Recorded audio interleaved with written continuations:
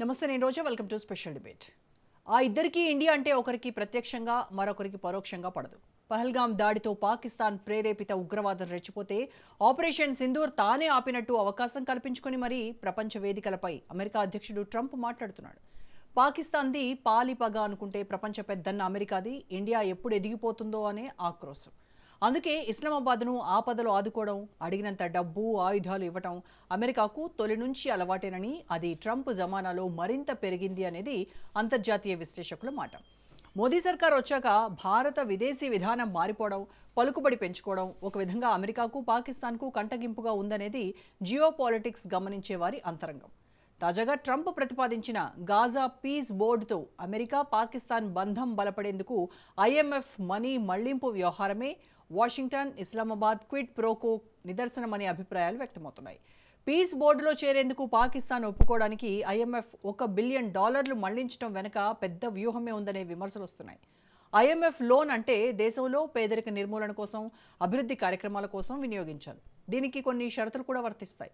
అయితే వాటిని బ్రేక్ చేస్తూ $1 బిలియన్ లోన్ను గాజా పీస్ బోర్డులో చేరేందుకు వాడుకునే వ్యూహం వెనుక, ట్రంప్ ఏది చెప్తే అది చేసేందుకు షరీఫ్ తల ఊపడం వెనుక ఇండియా టార్గెట్ అనేది అందరికీ తెలిసిన విషయమే. ముస్లిం నాటోను ఏర్పాటు చేసుకుని ఇండియాను దెబ్బ కొట్టాలని చూస్తున్న పాకిస్తాన్ అమెరికా అనుగ్రహం కోసం ఏ పనైనా చేస్తోందనే మాటలు వినిపిస్తున్నాయి. ప్రతిగా ఆసియాలో పాకిస్తాన్ను తమ బేస్ పాయింట్గా చేసుకొని ఇటు భారత్ అటు చైనా రష్యాలను ఆటాడుకుంటామని ఇది అమెరికా అంతరంగం. అయితే గాజా పీస్ బోర్డుపై ప్రపంచవ్యాప్తంగా పెదవి విరుపులు, విమర్శలు వ్యక్తమవుతున్నాయి. ఐక్యరాజ్య సమితిని నిర్వీర్యం చేసేందుకే ట్రంప్ పీస్ బోర్డు డ్రామా అని ఐరాసాలోని వీటో పవర్ దేశాలు ఆరోపిస్తున్నాయి. గాజాపై అమెరికా ఆధిపత్యం కోసమే ఇదంతా ట్రంప్ ఎత్తుగడ అని, అయితే పీస్ బోర్డు ఉనికిలోకి రాదని అభిప్రాయాలు వ్యక్తమవుతున్నాయి. మరోవైపు పాకిస్తాన్ ట్రంప్ ఏది చెప్తే అది చేయడం అంటే ఇండియాను టార్గెట్ చేయడమేనని జియో పాలిటిక్స్ చెప్తున్న సత్యాలని ఎక్స్పర్ట్స్ అంటున్నారు.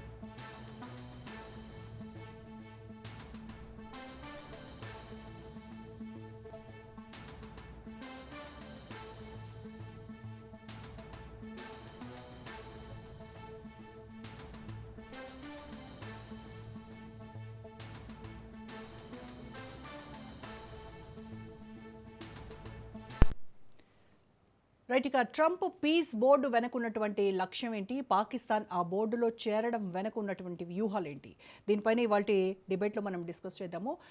ఈ విషయాలన్నీ విశ్లేషించడానికి మనతో జాయిన్ అవుతున్నారు senior journalist and senior analyst Pentapati Pullarao గారు. నమస్కారం పుల్లారావు గారు. నమస్కారం అండి. పుల్లారావు గారు, ఎందుకు ట్రంప్కి షరీఫ్కి అసలు ఇద్దరికి ఇండియా అంటే ఎందుకంత అక్కసు, ఎందుకు పడదు, దీని వెనక ఉన్నటువంటి హిస్టారికల్ రీజన్స్ ఏంటి? అంటే ట్రంప్కేమో ఇండియా రష్యా నుంచి ఆయిల్ కొనడం నచ్చదు, అండ్ సీజ్ ఫైర్లో ఆయనని మనము దూరనివ్వలేదు, ఆయన రోల్ని మనం డినై చేస్తూ ఉండడం వల్ల ఇది ట్రంప్కి ఉన్నటువంటి రిసెంట్మెంట్. అలాగే షరీఫ్కు దగ్గరకు వచ్చేసరికి కశ్మీర్ డిస్ప్యూట్ ఒకటి, హిస్టారికల్ ఇండియా పాక్ రైవల్రీ, ఇది ఎప్పటి నుంచో రగులుతున్నటువంటిది. సో ఈ రీజన్స్ వల్లనే ట్రంప్ అండ్ షరీఫ్కు ఇండియా అంటే రిజెంట్మెంట్ అనుకోవచ్చు. అస్సలు మీరు చెప్పింది న్యూస్ పేపర్ హెడ్లైన్స్ చూస్తే ఇదంతా వాస్తవం. ఏదో పాకిస్తాన్తో కలిసి అమెరికా లాలోచి అవుతుందంటే పాకిస్తాన్ వాళ్ళ దృష్టిలో లేదు. చాలామంది ఇంటర్నేషనల్ ఎక్స్పర్ట్స్ మన టీవీల్లో కూడా చెప్పడం వచ్చారు. పాకిస్తాన్తో ఏంటంటే వాళ్ళు వెనకాల పడ్డారు, ట్రంప్ వెనకాల ఏదో వ్యాపారాలు చేస్తున్నారు. సౌదీ అరేబియా, ఖతార్ వాళ్ళు రికమెండ్ చేశారు. లోపల ఏం జరిగిందో మన అందరికి తెలుసు, తెలియనట్టుగా ఉండాలి.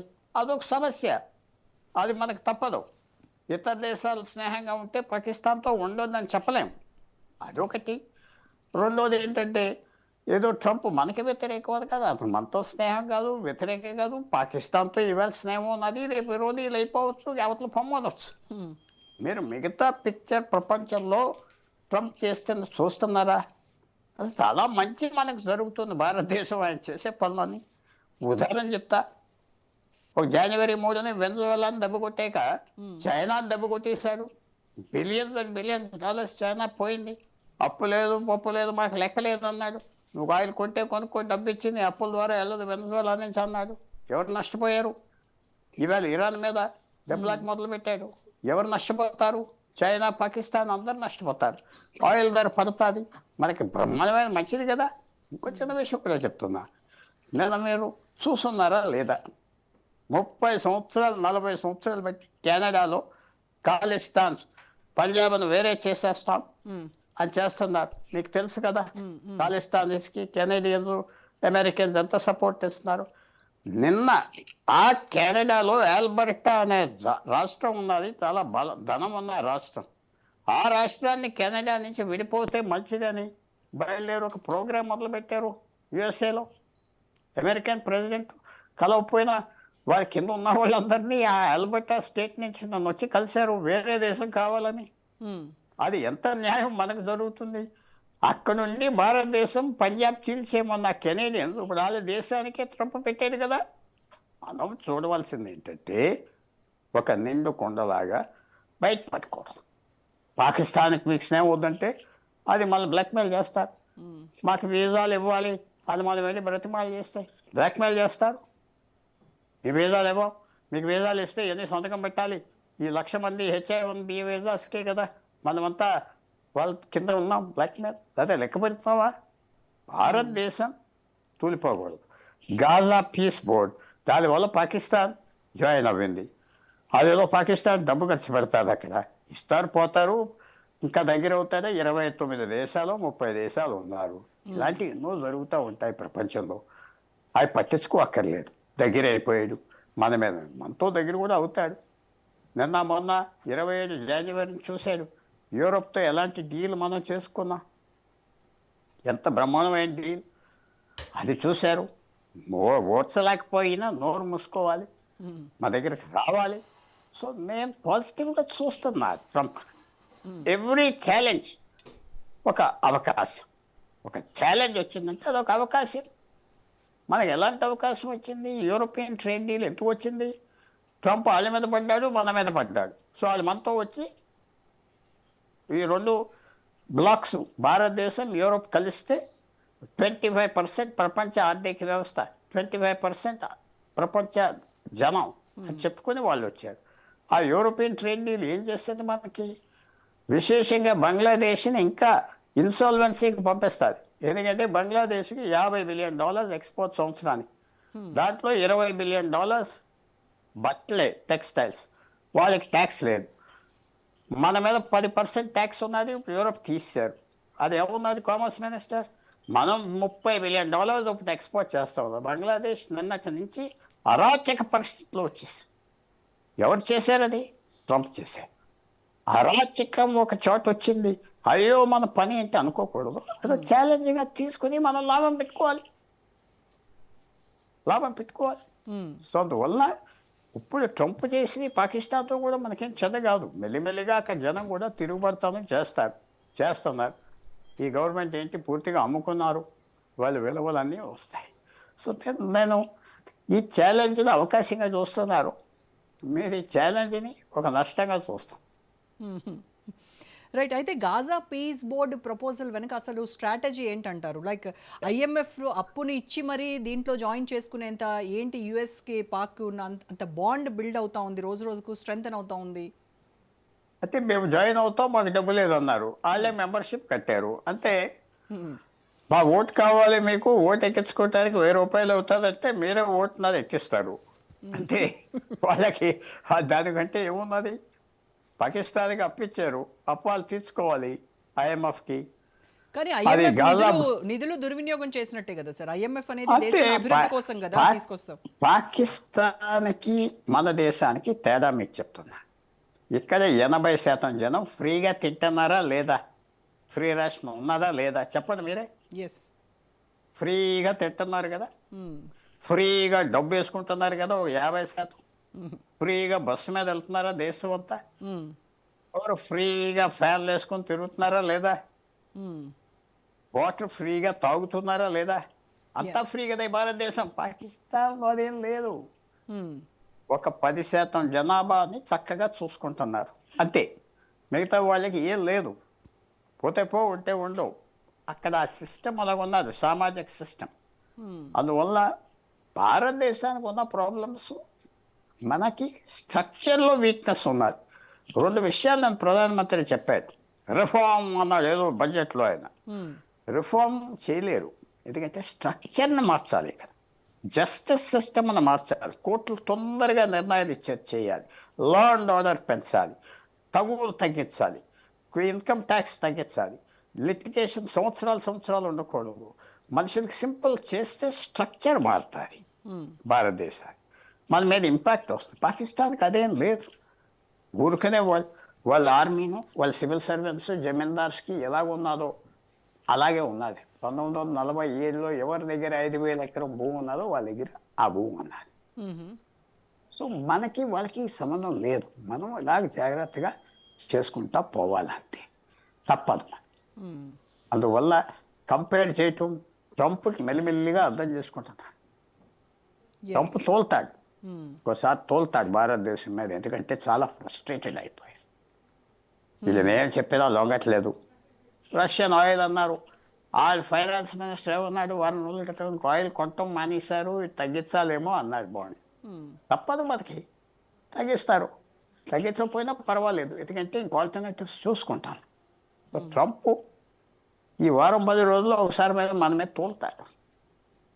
ఎందుకంటే మనం గాజా బోర్డు జాయిన్ అవ్వలేదు, ఇంకా కాదనలేదు, అవునలేదు. మెల్లగా కవర్ చేస్తారు. మేము పాకిస్తాన్తో కూర్చోమని, ఆ టెర్రరిస్ట్తో కూర్చోం, వాళ్ళతో పక్క టేబుల్లో కూర్చోం అని చెప్తారు. వాళ్ళు కూర్చోబెట్టుకుంటే మేము కూర్చోం అంతే. ఈ పెంకితనం ఉండాలి. పెంకితనం లేకపోతే మనం పూర్తిగా మింగేస్తారు. సో అందువల్ల మీరు ఏం చూసినా డెవలప్మెంట్స్ మనకు ఫేవరబుల్గా చేసుకోవచ్చు, నెగిటివ్గా అక్కర్లేదు. ఇరాన్ అమెరికా యుద్ధం స్టార్ట్ అవుతుందా? అవ్వకుండా సెటిల్ అవుతుందా? అవ్వకుండా సెటిల్ అయినా మనకు మంచిది. యుద్ధం జరిగినా నేను అన్న మాట మనకేం సంబంధం లేదు. మన సైనికులు 3,000 కిలోమీటర్లు కాదు, ఆ 7,000 కిలోమీటర్లు బంగ్లాదేశ్తో కలిపితే దాదాపు 7 లక్షల మంది మన సైనికులు కూర్చుంది. యుద్ధ పరిస్థితులు ఎవరు వస్తున్నారు మన దగ్గరికి సాయం చేయడానికి? ఎవరు రావట్లేదు. ఎవరో పొచ్చారా ఎన్ని రోజులు రాలేదు కదా. తర్వాత డొనాల్డ్ ట్రంప్ యూరోప్ మొక్కేయటం వల్ల మన దగ్గరికి వచ్చారు కదా అగ్రిమెంట్కి. కరెక్ట్, అంతే.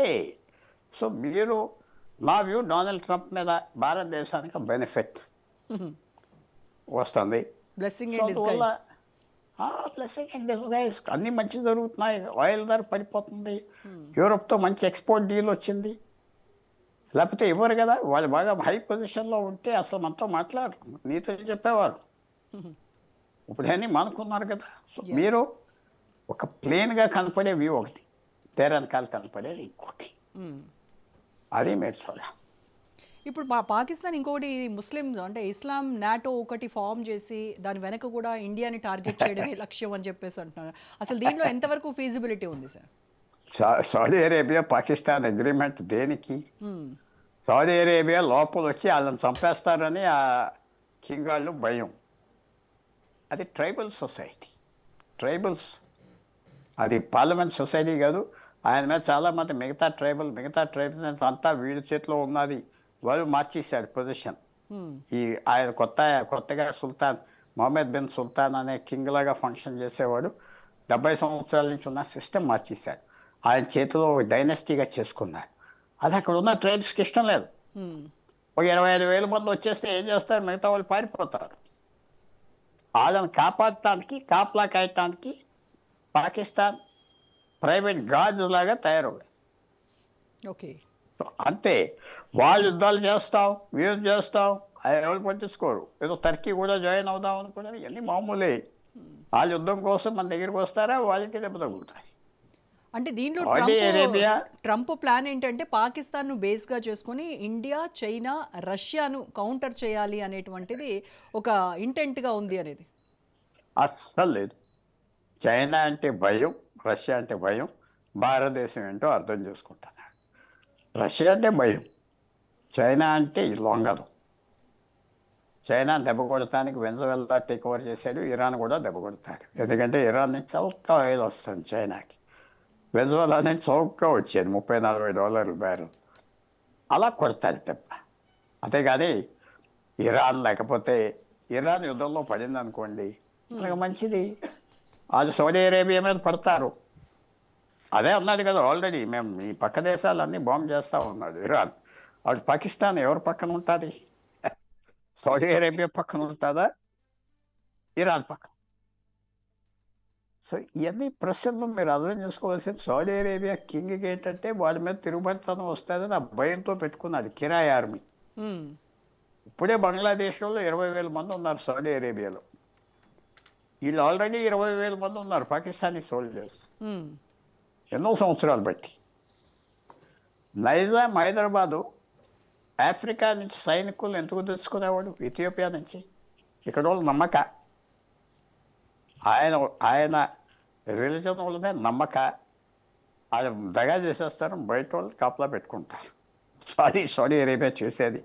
న్యాచురల్గా మనం ఇస్లామిక్ నాటో ఇవన్నీ చేసి చెప్పాలి, జాగ్రత్త పడాలి, లైట్గా తీసుకోకూడదు, ఫ్యూచర్ ఏమవుతుందో చూడాలి. ఆయిల్ ధర వెనజువెలాలో పడిపోగానే సౌదీ అరేబియా కూడా దెబ్బపోయింది కదా, ఇరాన్ కూడా పడిపోతే పూర్తిగా వాళ్ళు దెబ్బతింటారు, ఫ్యాషన్లు షోలు తగ్గిపోతాయి. నేనేమంటున్నానంటే సింపుల్గా ట్రంప్ మనకు అంత చెడ్డ కాదు, కొంచెం మనకు నొప్పి వచ్చినా తట్టుకోగలం, ఎక్కువ మంచి చేస్తున్నాడు ఇండైరెక్ట్గా. సో అది మనం మర్చిపోవాలి. ఈ ఇస్లామిక్ నాటో కాన్సెప్ట్ కొంతమంది విశ్లేషకులు చెప్పేదాని ప్రకారం ఏంటంటే ఈ Saudi Arabia, Pak and Turkey ఈ యాక్సిస్ ద్వారా ఫామ్ అవుతుంది అనేటువంటి కొన్ని రిపోర్ట్స్ ఉన్నాయి. మరి దీంట్లో ఎంతవరకు how far they are true అనేది మీరు చెప్పాలి. అండ్ దీనిలో మేజర్గా పాక్ ఏమో న్యూక్లియర్ క్యాపబిలిటీ ఉంది, ప్లస్ సౌదీ దగ్గర ఏమో ఫండింగ్ ఉంటుంది, అండ్ టర్కీ వచ్చేసి మిలిటరీ స్ట్రెంత్ అని ఉంది. సో ఇవన్నీ కలుపుకొని రీజనల్ బ్యాలెన్స్ ఆఫ్ పవర్ ఏమన్నా షిఫ్ట్ అవుతుందా అనేది వాళ్ళు ప్రయత్నం కూడా ఆ లైన్లో చేయరు. సౌదీ అరేబియా న్యూక్లియర్ బాంబ్స్ తీసుకుని ఎవరి మీద వేస్తారు? ఇంకో దేశం మీద వేస్తే వాళ్ళ బాంబులు వీళ్ళ మీద పడతాయి. ఇది పాకిస్తాన్ స్ప్రెడ్ చేసే ఐడియా. సౌదీ అరేబియా లిమిటెడ్గా వాళ్ళ దేశంలో వాళ్ళకి భయం ఉన్నది, ఇరాన్తో భయం ఉన్నది, అంతే. ఇదేదో పెద్ద ప్లాన్లో పాకిస్తాన్ వేసేసుకుంటే మిగతా దేశాలు ఊరుకోరు, ఆ స్టేజ్ వస్తాం. ట్రంప్కి ఇంకా దృష్టి పాకిస్తాన్ మీద పూర్తిగా పడలేదు. ఏదో మనకు లొంగి ఉన్నాడు, ఒక సర్వెంట్ లాగా ఉన్నాడు, అది హ్యాపీ అవుతున్నాడు అంతవరకే. ఇప్పుడు చూడాలి, నేను ఏమంటున్నా, ఒక 10 రోజుల లోపల ఒకసారి మళ్ళీ మన మీద ఇసురుతాడు, తర్వాత తగ్గిపోతాడు ట్రంప్ ఎవరినైనా ఓడించలేడు, వాళ్ళతో కాంప్రమైజ్ అయిపోతాడు.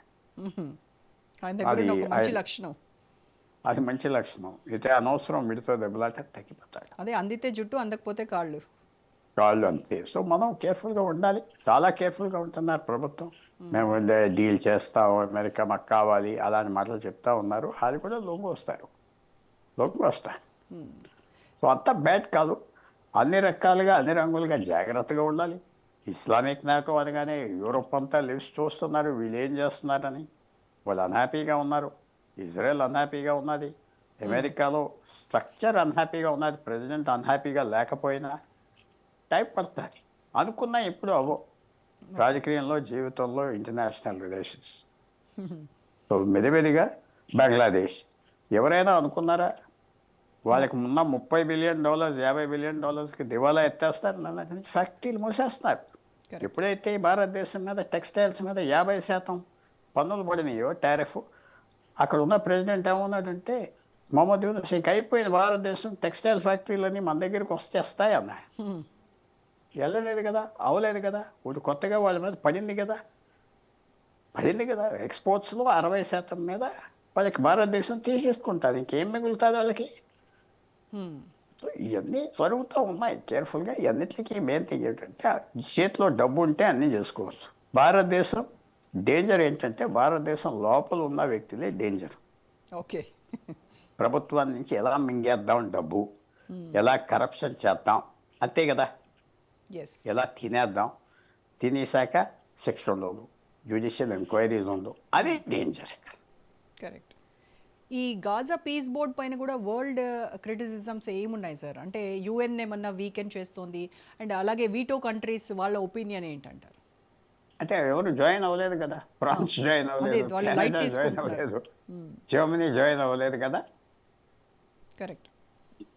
అందువల్ల వాళ్ళు మేము పట్టించుకోమన్నారు. ట్రంప్ చాలా కోపం వచ్చేసి, కానీ ఏం చేయలేదు. ఫ్రాన్స్ని తిట్టాడు, జర్మనీని ఏం అనలేకపోతున్నాడు. సో వాడి బోర్డు ఎవరిని అడగకుండా పెట్టాడు. అడగాలి కదా మిమ్మల్ని మెంబర్గా చేస్తున్నానని, అడగకుండా చేశాడు. సో ఇవన్నీ ఆయన పద్ధతులను మనం ఎక్కువగా ఇంపార్టెన్స్ ఇవ్వకుండా ముందర వెళ్ళిపోతూ ఉండాలి. అదే మాటలు అన్నివ్వాలి. మన పని బాగా అవుతుంది కాబట్టి మొదలు వెళ్ళిపోవాలి. పెట్రోల్ ధర పడిపోతే చాలు, అన్నీ కవరప్ అయిపోతాయి. సో ఇప్పుడు ఈ బోర్డులో పాకిస్తాన్ ఒక్కటి జాయిన్ అవ్వడం అనేది, అంటే ట్రంప్ ఏం చెప్తే అది చేయడానికి షరీఫ్ సిద్ధంగా ఉన్నాడు. సిట్ అంటే సిట్, స్టాండ్ అంటే స్టాండ్. ఈ మొత్తం ఆయన జాయినింగ్ చూస్తే ట్రెడిషనల్లీ ఈ ప్రో పాలస్తీనియన్ ఏదైతే ఉందో ఆ స్టాండ్స్ నుంచి కాంప్రమైజ్ అయినట్టు కనబడుతోంది. అదే పెద్ద నష్టం పాకిస్తాన్. వాళ్ళు ఏమంటున్నారంటే పాకిస్తాన్లో మేము అమెరికాతో స్నేహానికి ముఖ్యత ఇస్తున్నాం, తర్వాత మేము చూసుకుంటాం ఈ గొడవంతా అని చెప్తున్నారు. అది అదే భారతదేశాన్ని లొంగేయటానికి చేస్తున్నాం అంతా అంటున్నారు. అది ఎంతవరకు పని అవుతుందో చూడాలి, ఎంతవరకు ఎక్సెప్ట్ చేస్తారు పాకిస్తాన్లో చూడాలి. మేమంతా చేసేది ఏంటంటే భారతదేశాన్ని అపోజ్ చేయడానికి చేస్తున్నాం, ఇజ్రాయెల్కి సాయం చేస్తాం, భారతదేశం అలా ఎక్స్ప్లెనేషన్ వస్తుంది. కరెక్ట్. అండ్ ఎన్ని రోజులు ఎస్పెషల్లీ సాగుతుంది? And especially Israel linked elements ఉన్నటువంటి ఈ బోర్డులో ఇది డొమెస్టిక్ బ్యాక్లాష్ ట్రిగ్గర్ అవుతుందంటారు. అది హోప్ చేస్తున్నాం. చూడాలి కదా పాకిస్తాన్ సమాజం ఎలా డీల్ చేస్తారో. ఏదో అమెరికాతో ఉండటం బెటర్, పోతారు ఈ గాజా వాళ్ళని కూడా ఆలోచన ఉంటుంది అక్కడ. వాళ్ళు భారతదేశం లాంటి వాళ్ళే, పెద్ద తేడా ఏం లేదు ఇక్కడి నుంచి వెళ్ళిన వాళ్ళే. సో వాళ్ళ ఐడియాస్ కూడా కొంచెం సెల్ఫిష్ ఉంటాయేమో. ఇది రిలీజన్ తర్వాత వస్తుంది, ఫస్ట్ సెల్ఫ్. సో అమెరికాతో స్నేహం ముఖ్యం, మిగతా ఆయన తర్వాత చూసుకుందాం, మనకు తప్పదు, భారతదేశం మింగేస్తుంది అని చెప్తారు. అది అక్కడ ప్రజలు మింగుతారా లేదా చూడాలి. అండ్ షరీఫ్ గవర్నమెంట్ మాత్రం దీన్ని ఒక డిప్లొమాటిక్ విన్గా జస్టిఫై చేసుకుంటా ఉన్నారు. చేసుకొని అది మనం ఆప్ చేయలేం కదా, ఎవరు ఆనందం వాళ్ళదే. అంటే కానీ లాంగ్ టర్మ్లో ఈ ముస్లిం వరల్డ్ క్యాపబిలిటీ అంతా, అంటే క్రెడిబిలిటీ మొత్తం అంతా ఎలా టర్న్ అవుతుందంటారు? చెప్పలేము. ఈవెంట్స్ మనం అనుకోని ఏం అవ్వట్లేదు కదా, సో మనం చెప్పలేము ఏ రకంగా మారిపోతుంది, ఏ గంటకి ఏం మారిపోతుంది. యునైటెడ్ నేషన్స్ తగ్గిపోయింది, పీస్ అనేది లేదు, ఉన్న సిస్టమ్ 80 సంవత్సరాల నుంచి పడిపోయింది. ఇవన్నీ పెద్ద మార్పులు వచ్చేసింది, ఎవరికి వాళ్ళే చేసుకుంటున్నాడు. ఎంత అరాచకం వచ్చేసిందో అంత అరాచకం వచ్చింది. ఎవరూ లేదు పోలీస్ చేయటానికి, ఆప్ చేయటానికి. యుద్ధాలు అన్ని చోట్ల వస్తాయా? ఏ ప్రమాదం వస్తుంది భారతదేశానికి? రాదు. మనమేం చెప్పలేము. కొన్ని రోజుల తర్వాత ఏమైనా మార్పు వస్తుందంటే చెప్పలేము. చాలా డేంజరస్ ఫేజ్ ప్రపంచం అంతా ఎంటర్ అవుతుంది. భారతదేశం కూడా దాంట్లో డేంజర్లో ఉన్నది. అందువల్ల ట్రంపే చేశాడు అంటే కొంతవరకు ట్రంప్ చేశాడు, కొంతవరకు నొక్కేశాడు కూడా. ఇరాన్ బాంబు చేశాడు, వెనజులాని తీసాడు, కొంతవరకు మంచి చేశాడు. సో యుక్రెయిన్ వార్ ఆఫ్ చేస్తే పెద్ద లాభం వస్తుంది అందరికి, మళ్ళీ భారతదేశానికి లాభం వస్తుంది, మళ్ళీ ఆయిల్ ధరలు తగ్గుతాయి, షిప్పింగ్. సో అన్ని విధాలుగా మనకి మంచి జరగవచ్చు, కానీ ప్రపంచం ఏ రూట్ మీద వెళ్తాదో మనం ఎవరు చెప్పలేము. చాలా సీరియస్ సిచ్యువేషన్ ఉంది. సో ఈ ప్రజెంట్ ఈ సినారియోలో ఇండియా ఎలా రెస్పాండ్ అవ్వాలంటారు? మన పొజిషన్ ఏంటి? మోడీ గవర్నమెంట్ ఎలాంటి యాక్షన్ తీసుకోవాలి? అట్ ద సేమ్ టైం ఇప్పుడు మనం ఏదైతే ఫాలో అవుతున్నామో క్వాడ్ను స్ట్రెంగ్తెన్ చేసుకుంటూ, రష్యాతో ఫ్రెండ్షిప్ కంటిన్యూ చేస్తూ, ఇది ఇలా స్టేబుల్గా ఉంచడం బెటరా? చైనాతో కూడా స్నేహం చేసుకుంటూ ఉండాలి, తప్పదు. చైనాకి మెసేజ్ వెళ్తూ ఉండాలి, రష్యాతో మెసేజ్ వెళ్తూ ఉండాలి, అమెరికాతో స్నేహం ఉండాలి. మనం తిరిగి జవాబు చెప్పకూడదు, ఊరికనే డైలాగ్స్ తిరిగి ఏదో స్టేట్మెంట్స్ ఇవ్వకూడదు. ఇప్పుడు వరకు అలాగ ఇవ్వలేదు. క్వైట్గా సహించి మనం ముందరికి వెళ్ళిపోవాలి. ఈ సునామీలో మనం దొరకకూడదు, అలా తప్పించుకొని వెళ్ళిపోవాలి. యాక్షన్ చేయగానే మాటల యుద్ధాలు మాత్రం చేయకూడదు.